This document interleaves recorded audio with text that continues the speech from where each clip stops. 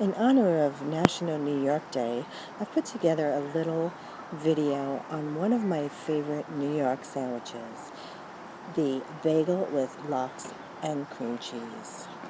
You know you're a true New Yorker when you fall in love with lox and bagels.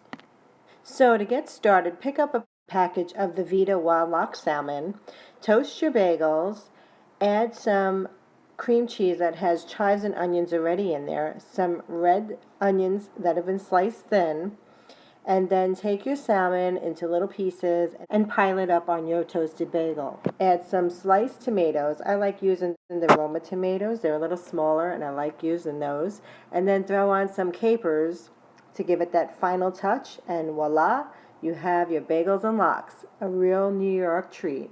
Bon appetit! And if you don't like bagels or lox, you can always get a nice big corned beef Reuben sandwich to celebrate the day.